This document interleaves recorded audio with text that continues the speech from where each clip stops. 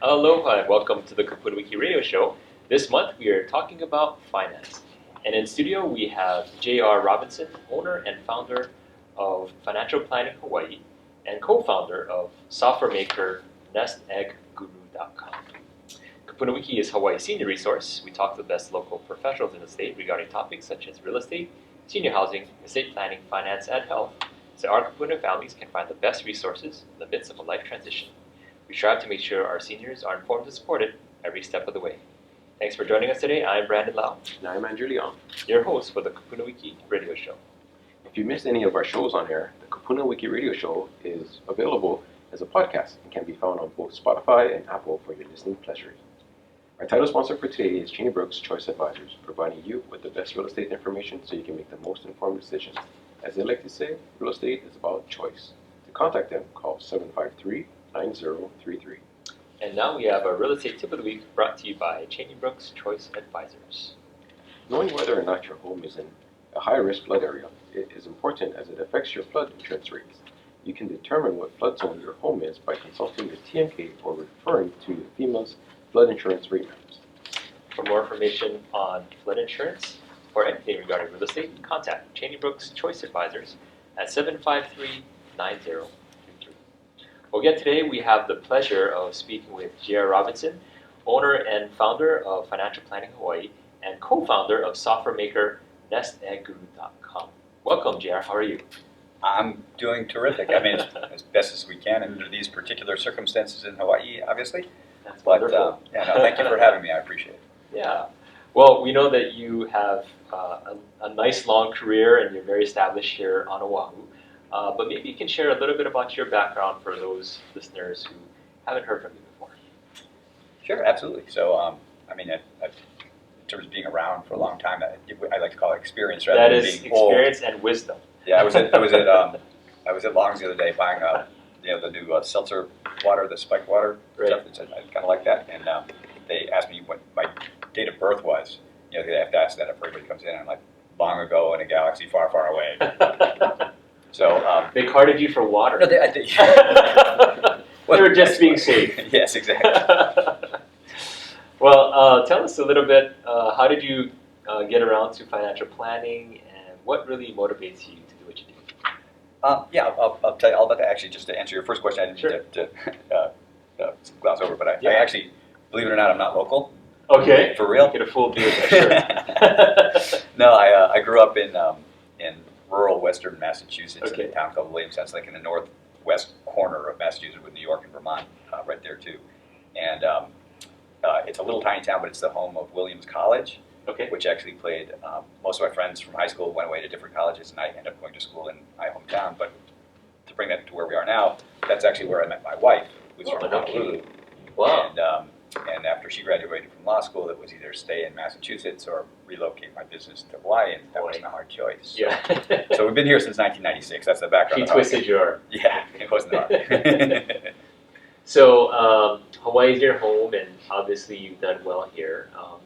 And how did you get into financial planning? I'm assuming you were also in law school. No. Oh, okay, She's the brains in the family. She was okay. But you're the hard worker. Yes, so. that's exactly right. So yeah, tell us about your financial planning practice. Yeah, so how I got into the business is like everything in life. There's always a funny story behind it. So I graduated from college. I had a degree in economics and a degree in geology, and I started out as an environmental geologist. No kidding. And that was how I would actually never Your thought. former life. Yeah, it was my former. That was only for about 6 or 8 months after college, and then I realized like I'm outside in the winter doing underground storage tank things, and I was just like, this is miserable. Wasn't the ideal work environment. No, it was really cold. It was fun in the summer. I was in shorts and a t-shirt. For the winter, like this, and I don't see myself getting a PhD to advance myself. I was going to be a drone in that field for a long time. So I left, and I didn't have any direction. My parents were really that keen on having me on the couch in my underwear while I figured my life out. So they had me go interview a friend of theirs who ran an A.G. Edwards office, which is a brokerage firm that's long since been acquired. But the manager there was a family friend, and he took me under his wing, and that's how I got into the business. I just kind of stumbled into it, basically. Wow. But the econ background helped, and that's where I got started. So I had been in business there for about 7 years before we got married, and then when I relocated, I came here, and people always say, "How do you manage bringing your clients all the way from Massachusetts to here?" I'm like, It probably would have been harder if I was moving to a small town in Iowa or something, but they thought it was pretty cool that I was moving to Hawaii. Yeah. They're like, can we visit you and get a tax write-off? Exactly. That question came up all the time. I'm like, yeah, absolutely. Just make sure you come to my office, right? Exactly. Which we always did. A bunch of people did that. So that was how I got to here. That's how I stumbled into the business. And as I was getting started, I realized that the passion wasn't about investing in stocks and bonds and mutual funds. It was really about financial planning. I found out really early that stocks, bonds, and mutual funds, if they're commodities, you can get them anywhere. You don't need me to get those.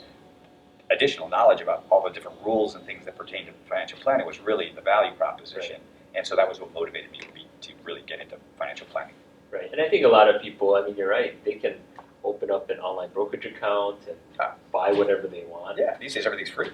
Yeah, but the real key is not the financial, it's the planning in that whole sentence, right? Yeah. How do I buy things that make sense, that fit my needs, and that doesn't hurt me in the next 5 or 10 years, right? Yeah, or even just there are lots of ways to make money other than hoping that things go up. Right. If you can make money by not paying as much in taxes, that's the same thing as if your investment performs good. So there are lots of little things like that, and other things there. If you can help people keep what they've got by not making a mistake that might cause them to lose money, that's the same as making money too. That's right. So keeping what you have, basically retaining your wealth so that you can use it for your well-being, your health, your family, right? All those things. Yeah. So, JR, how would you characterize your practice, maybe as unique or maybe different from somebody else? What would you say? That's a great question, because that's one of the questions I encourage people to consumers to ask to if they're interviewing 3 or 4 financial planners. Ask them that. What makes you different from other financial planners or other financial professionals, whatever. And it probably applies to any profession, right? But yeah, so what sets my profession apart, and hopefully it comes through in my speaking here, but I'm passionate about financial planning. Right. And I love learning new rules. I love reading employee benefits handbooks where you can find all the stuff that nobody ever wants to read to find out. So what makes me different is that I've been, in terms of passion, how it's expressed and how it's visible, I've written 8 papers in peer-reviewed professional and academic journals on a broad range of financial planning topics. I've written 3 papers on retirement income sustainability that won awards. Wow. And they also led to the development of Nest Egg Guru, which is the software that I created, which is also sort of unique, that we sell to other financial advisors. And so I've written probably close to 100 articles that have been published in lots of different... So you're a researcher and you're a student, you're always learning more. I'm just passionate about it. I think it's the Pass it coolest on thing. to your clients. Yeah. So that's it's the passion that comes through. But I always tell people, like, if people want to come in, everyone wants to know what investments I pick. I'm like, this is not, like I said, this is not rocket science. I'll give you a bunch of investments. We'll design a portfolio that's customized to you. And honestly, you get it yourself for free without having to pay me. That's the easy part. The part is showing you, and I have to prove to each client how I add value. This is what you're paying for, and this is why it's worth it. And it's all the other things that really, the investment management part is obviously important, but it's not the whole thing. The financial planning is comprehensive, holistic planning. We give every client a platform that enables them to centralize and organize literally every aspect of their life and easily maintain it over time.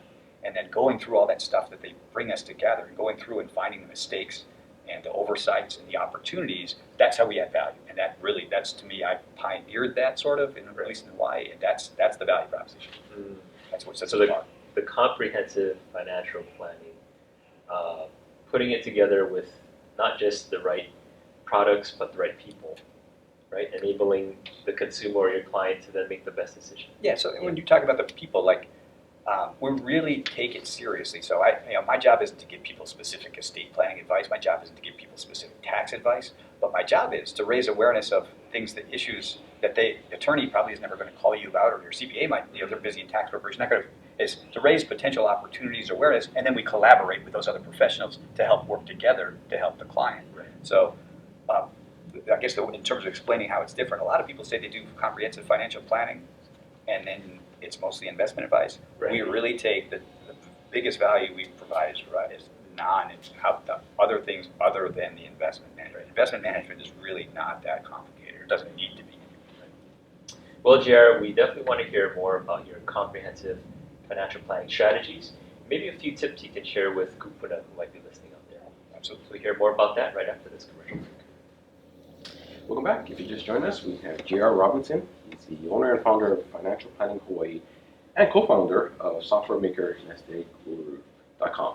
And right before the break, that was a great story. You're showing your passion of financial planning. You're not the same as like the other financial planners. You're kind of you talked about the comprehensive planning that you do. Let's dive into that. What are some of these strategies that you have for perhaps seniors, and how to you mentioned it's not about picking the right stocks or bonds or mutual funds to help that will go up, but it's also about retaining their income and not some tax strategies, etc. So if you can share some of these strategies, that would be great. Yeah, so I'll address both portfolio management or investment strategies and some of the non-investment. And honestly, maybe it's just me, but I think it's fun. I always describe that the passion for what I do comes from the fact that it's like a treasure hunt. So when people are bringing me their information to go through, what fuels you? It's the treasure hunt. So people gather up all their information, give it to me, and then I go through it and see if I can catch mistakes they've made, catch oversights, catch little rule opportunities that I can point out to them to help them justify paying me. So some simple examples like the low-hanging fruit, for example. We'll go through a client's employee benefits handbook, which is sometimes it might be 80 pages long, and nobody ever wants to read it. It's dry, it's arcane. To me, that's part of the treasure hunt. You go through and you see, okay, you've got a 401k plan and you've got group life insurance, so let me see the beneficiary forms. And they'll give me it's happened to me today, actually. A client said, okay, here it is. And it gave me the 401k beneficiary designation form. And I said, okay, well, where's the group life one? Because he had $100,000 of group life insurance. Isn't it the same one? No, actually, it's not. So if you died, you get your heirs, if they knew to look for the money, which they might not, they file a claim, but have to go through probate. Why we'll fill out a beneficiary form, and then we gather up. It's part of our financial planning platform. It's an online application that we give to all of our clients. We store the beneficiary form, so if something happened to them, the heirs or the survivors would know what they have and know to file a claim and things like that. But we find mistakes like that all the time. Or the funny ones are you've been divorced for 10 years, but your ex-spouse is still the primary beneficiary. Or I had this happen a bunch of times where clients, like I've got 4 kids, they had first kid, they updated the beneficiary form. Second for them, they did. Third one, they were just too confused. What's going on? So they never updated. So they're cutting 2 kids out of their estate plan without intending to. So little things like that. Other more tangible things in terms of dollar amounts. If you're one of the things I've tried to do early on, it inspired me to learn a lot of rules, was to become an expert in qualified retirement plans. And so if you got a lot of our business, clients are small business owners. So knowing the different rules for different types of plans, you can customize it. But the opportunity is, of course, to help businesses keep as much of what they're earning as possible, at the same time save for retirement. So knowing, just setting up a retirement plan, whether it's a SEP IRA or a simple plan or a safe harbor 401k or whatever plan they're setting up, whatever you're saving them in taxes is the same as making the money in investing. Right. So if you can save somebody $20,000 or $30,000 a year in taxes, that's value. And knowing all those different rules about how the different plans work, you can customize it. That's value. Jerry, talking about the treasure hunt, you do remind me of a local Nicolas Cage. So you did a good job there. You don't have glasses on. You don't have glasses. But if you could share with us, what are maybe a couple of instances, could be stories of clients you've helped, what are maybe a couple of tips that you could share with our Kupuna on, could be retirement, could be planning, could be mistakes to watch out for? All right. Let's see. So in terms of, I'll use Nest Egg Guru as an example. So Nest Egg Guru was created out of my own frustration with financial planning software. So it's still the case today. Most financial planning software requires hundreds of inputs and hours to prepare, and then you end up giving the client a book that they're never going to read again after they leave your office. Right. So part of what we try to do is, and Nest Egg Guru is created to do this, is to engage the client in the process and to help them understand how every variable that you change that you have some control over, how that impacts how long your money may last. So this is for people who are approaching retirement or who are already retired. Right. So it's been a hot topic in retirement research for the last 20 years. Everybody wants to know, how long will my money last? Will I run out of money? And there are. And is that the basic question that your software attempts to try to answer? I would say it slightly differently. Okay. Our software attempts we have a couple of different applications, but the Retirement Income Sustainability app is designed to say, answer the question, if things go badly in the investment world, which we have no control over, will I still be okay? That's the primary question. That's interesting, especially right now. Exactly. You know, people are out of work, they're being furloughed, Yes. maybe their businesses may not survive, and will they be okay? Yeah, and it's, even for people retiring, we have this retirement savings app that's similar. So what the software does, and does, I think, better than a lot of other more complex software, it doesn't have all the functionality, but what it does is it shows people, you really don't need to know if things go well, how much money you'll have and how rich you'll be. You really need to know, it's stress testing basically. If things go really badly, when will I run out of money? Right. And the application sort of does that. And it does that by making lots and lots of simulations based on random sampling of historical returns. But the idea is that nobody has any idea what the market, regardless of what some people may say, they think they know the direction of the market is. Nobody does. If you ask somebody at the end of March, is the market going up? Nobody says no. It's down 37% now. It's going to be down to 0 in 2 months. And here we are, at an all-time high. And we could easily be back there next month. So nobody knows where the market's going. But what the software shows you is, okay, we don't know what's going either. We're not making any probabilities. We're not making any prognostications. What we're trying to do is show you, we'll just assume that things go badly. Look at the worst case scenarios and see, okay, under this scenario, your money lasts, you're full, things are maybe historically normal, your money, you don't have to worry about running out of money. If things are below average, maybe you'll still be okay. If things are anomalously bad, we have a really bad period of time, like for example, if you retired at the end of 1999, for example, it's a really bad time because you had 2 big bear markets when you start spending your retirement savings. Right. Under those sorts of scenarios, maybe you'll run out of money in 15 years or 20 years instead of 30 years. So the software helps educate people about those variables and get it and quantify it. And those are and there's so much misinformation or outdated information on that now. So I guess advice to consumers would be to be very careful about historical assumptions. Like there's a rule that there's a 1994 paper that suggested that there was a 4% withdrawal rate would survive any price when you never run out of money. And it also normally comes with a huge sacrifice in wealth to your heirs, or wealth to your standard of living, because you'll end up with laughing heirs if you don't spend enough. Right. And at the same token, there are certain areas where that maybe isn't robust enough.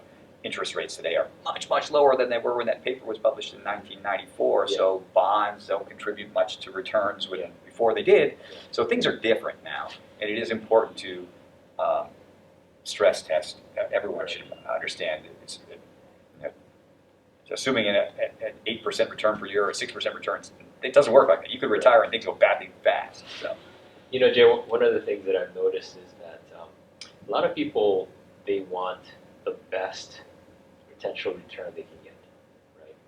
But then they'll be recommended a bunch of products that they're not familiar with, and they're just reading like the top 2 sentences of, well, what it promises you, and they don't know the risks, the ins and outs, what are the tax consequences. But I think that's how a lot of people make their decisions, and they're relying on the financial professional to say, well, here's a fine print, and you should do this and you shouldn't do this. So for people who are kind of in that situation and there's just so much information, how do you advise they go about making these decisions? There's a lot to unpack in what you just said. Yeah. And actually, the other passion I have, and I write about, I'm actually writing a paper now based on Hawaii's financial advisor data. Right. But disclosure is a big issue in our industry. Consumer disclosure about, or put it another way, unfortunately, financial planning can sometimes be about sales too, where the consumer's interest and the advisor's interests aren't necessarily aligned. Right. And there's a huge informational asymmetry between the consumer and the financial advisor. So part of what you're saying is product complexity, and one of the first things that everyone should ask of their financial advisor, and it's not the questions that people would necessarily think to ask. The question is, do you disclose all forms of compensation? And if you're talking about this product, you think it's a good product, can you tell me the dollar amount that you'll get paid on it, or if you're compensated in a different way, tell me. But if it happens all the time where there's, unfortunately it happens in insurance and annuities quite a bit, but it can happen in other types of investments as well, where there is an opaque commission. And the returns that are projected there, whether they're pro forma or past performance, don't really tell the consumer really much about the risk they're taking or the future returns. So the consumer is always at a big disadvantage. So that what needs to be done is to really make sure the financial advisor just hold them to it. Just say, can you put in writing that you're going to disclose the compensation that you're making? If it's a product that has a commission and it's not avoidable, and if you're being compensated a different way, I need to know both ways. How are you getting paid for every dollar that I'm paying? I'm paying you if you're worth if you're adding value, but I need to know that there's nothing hidden. So if you're talking about whatever product, whether it's insurance or annuities, which is I mentioned that because it's common, but I want to know how much the compensation is. It's not that you don't deserve to get it. It's just that I need to have that disclosure because it's relevant to my decision making when considering other products. Right. So it's a big deal. And do you think a lot of financial planners do that? I don't think it's common practice. I think in their minds, they're thinking, okay, this is going to give them a decent return. It's a safe product, so I'm going to recommend it. But they won't say, well, this product B might be a little bit better. Or this product has a guarantee, but you're locked into it for the next 15 years. Right. And there'll be a big penalty if you give money out. I mean, there's all sorts of lack of disclosure is a major problem in our industry. And unfortunately, there's a lot of misinformation. Professional designations are often more of a sales tool than they are actually a credibility or sophistication indicator. Right. So it really is difficult, and the best way to get consumers around it is to actually ask those difficult questions. Most people in my profession, myself included, we're gregarious, we're outgoing, we're likable people, which is a problem if you're the consumer. So what are 3 questions if you were in the consumer shoes and you were going to visit a financial planner's office? What are 3 questions that you would propose to them? Yeah, so one question you sort of asked me already is like, what is your educational background, and what have you done to separate yourself from other financial advisors? Now, it's sometimes unfair. Like, I would ask that question because I've been doing this. I'm a dinosaur. I've been doing it for 30 years. But obviously, when I was a young advisor, I was telling people, I don't have a lot of experience. I'll just work really hard for you because I want to build a business. So, but what is your experience? What makes you different? What makes you a better fit for me than anybody else? The second one is, how are you paid? And this is one of the things that's a problem in our industry, because you'll often hear people say, like, oh, I'm hourly based, so I have no conflicts of interest, or I'm asset based. I actually wrote a paper in the Journal of Financial Planning on this back in 2007, comparing different financial advisor compensation models. And the point I was making is there is every single form of compensation has specific conflicts of interest. Right. And it's not avoidable. The issue is disclosing those conflicts, whether you're asset-based, whether you're commission-based, whether you're flat fee, whether you're hourly, whether you're subscription-based. Those are the main models in our industry. Every single one of those has a conflict of interest, or one or more.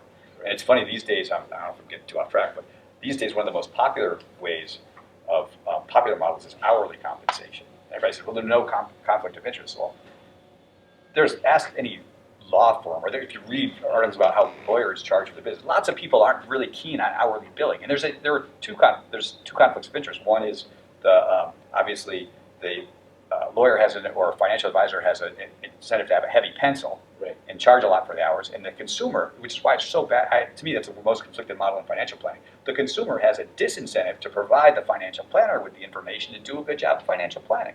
So that's these days, everyone's all high and mighty about hourly planning. Like, I used to offer that, and I stopped adding it because clients didn't want to share information. It's the whole point of what we're doing is trying to gather the information. So, and it's true of every model. So if somebody's going to sell a product that's commissioned, fine, just disclose the amount. Not that you're getting paid a commission. I want to know, is the commission $10,000 or is it $500? It's relevant. Okay, those are good responses. And real quick, I just wanted to shed some light on your Nest Egg Guru software. In a 30-second nutshell, maybe you can share how that's going to benefit the financial planning world, and then how can somebody take advantage of it? Sure. So its benefit to the financial planning world is that we all have this expensive back-end software that ends up producing a big, long book that is very sophisticated, can help the client. But the clients these days are increasingly sophisticated, and they're online. There are lots of tools. These days, what clients expect from their financial planner is to be engaged and educated in the process. Where the software that we're using is all back-end software, they don't get to see it. Nest Egg Guru is client-facing software. Our subscribers are other financial advisors. They build it into their website, and they can run it with their clients to help educate them and include them in the process. So it complements our more sophisticated back-end software, but the clients want to be educated and engaged. That's what Nest Egg Guru does. That's wonderful. Well, thanks so much, Jared Robinson. I wish we could have more time. Me too. This is That's fun. it. Jared Robinson, owner and founder of Financial Planning Hawaii, and co-founder of software maker nestegguru.com. Thank you so much for being on our show. Hey, mahalo.